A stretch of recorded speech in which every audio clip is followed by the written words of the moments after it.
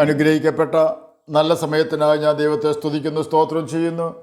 ദൈവവചനം ശ്രവിച്ചുകൊണ്ടിരിക്കുന്ന എല്ലാ ദൈവമക്കൾക്കും വീണ്ടും വരാമെന്ന് അരുളി ചെയ്തവനായ കർത്താവായ യേശു ക്രിസ്തുവിൻ്റെ ധന്യനാമത്തിൽ ഞാൻ എൻ്റെ സ്നേഹവന്ദനം അറിയിക്കുന്നു.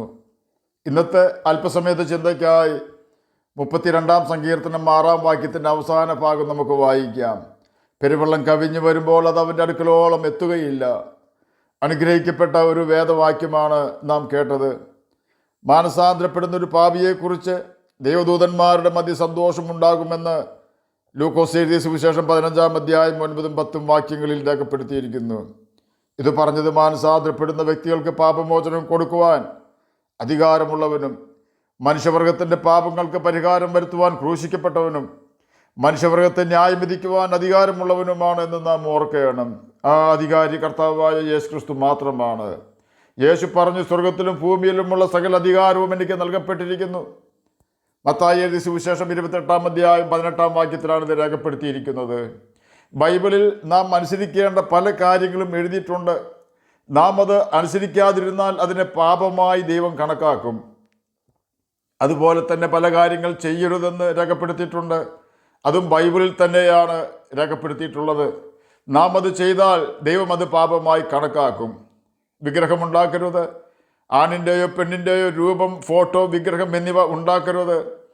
ആണിൻ്റെയും പെണ്ണിൻ്റെയും രൂപത്തെയോ ഫോട്ടോയെയോ വിഗ്രഹത്തെയോ നോക്കി ആരാധിക്കരുത്.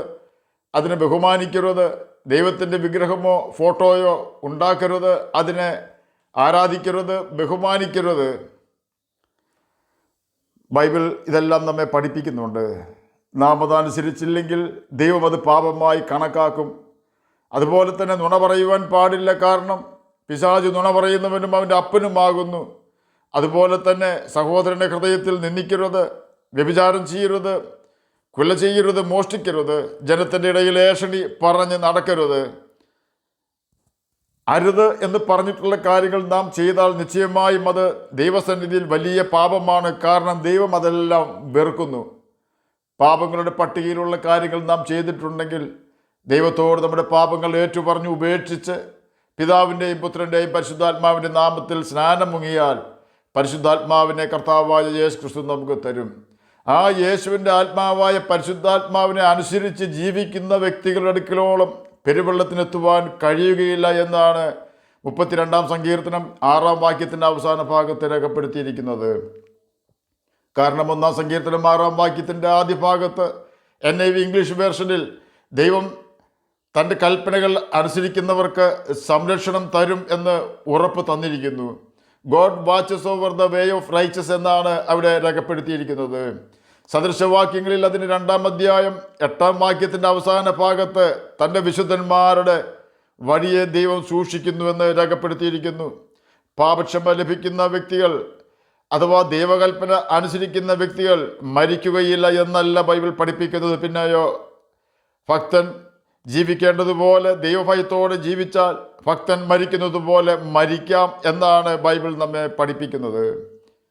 ദൈവമില്ല എന്ന് വാദിക്കുന്ന നിരീശ്വരവാദിയായ ഒരു മനുഷ്യൻ ദൈവം ആ വ്യക്തിക്കും ഒരു മകനെ ദാനമായി കൊടുത്തു. അയാൾ അവനെ വളർത്തി വലുതാക്കി. എന്നാൽ വിശ്വാസത്തിൻ്റെ കാര്യത്തിൽ താൻ തൻ്റെ നിരീശ്വരവാദം മകനെ പഠിപ്പിച്ചു. ചുരുക്കി പറഞ്ഞാൽ രണ്ടുപേരും നിരീശ്വരവാദികളായി. വർഷങ്ങൾ പലത് കടന്നുപോയി. ഇപ്പോൾ അപ്പൻ മരിക്കുവാൻ കിടക്കുകയാണ്. നിലവിളി ശബ്ദം അവരുടെ വീട് വിട്ട് ദൂരെ കേൾക്കുമായിരുന്നു. ദൈവമില്ല എന്ന് വിശ്വസിക്കുന്നവർക്ക് എന്തു പ്രത്യാശയാണ് ഉള്ളത്? അപ്പൻ്റെ നിലവിളി കേട്ടപ്പോൾ മകൻ പറഞ്ഞു, ധൈര്യമായിരിക്കപ്പ, എന്തു വന്നാലും നമ്മുടെ വിശ്വാസം മുറുകെ പിടിക്ക് അപ്പ. മകൻ്റെ ആ ഉപദേശത്തിൻ്റെ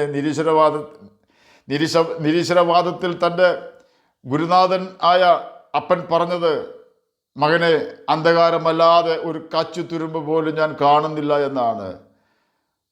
മരണം നിശ്ചയമാണ്. പാപക്ഷമ ലഭിച്ചവർക്കും നിരീശ്വരവാദികൾക്കും ഒരുപോലെ മരണമുണ്ടാകും. എന്നാൽ മരണത്തിന് ശേഷമുള്ള ന്യായവിധിയിൽ ദൈവത്തോടു കൂടെ ജീവിച്ച് ആശ്വസിക്കുവാൻ പാപക്ഷമ ലഭിച്ചവർക്ക് മാത്രമേ കഴിയുകയുള്ളൂ.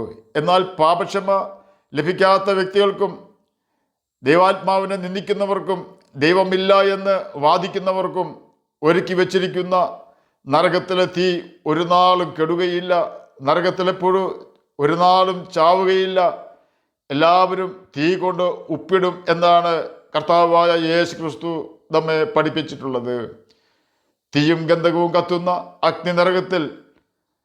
അഗ്നിനരകത്തിൽ നിന്നും നാം രക്ഷപ്പെടുമല്ലോ എന്ന സന്തോഷമാണ് ദൂതന്മാർക്ക് നാം നമ്മുടെ പാപങ്ങൾ ഏറ്റുപറഞ്ഞ് ഉപേക്ഷിക്കുമ്പോൾ ഉണ്ടാകുന്ന സന്തോഷം. നാം നമ്മുടെ പാപം ഏറ്റുപറയാതെ മറച്ചു വെച്ചാൽ കൂടുതൽ കൂടുതൽ പാപത്തിലേക്ക് നാം വീഴുന്നു.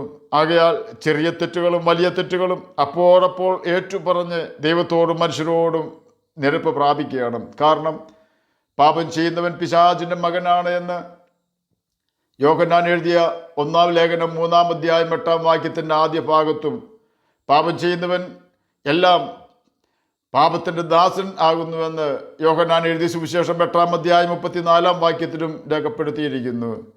മരണത്തിന് ശേഷമുള്ള ന്യായവിധി ഭയങ്കരമാണ്.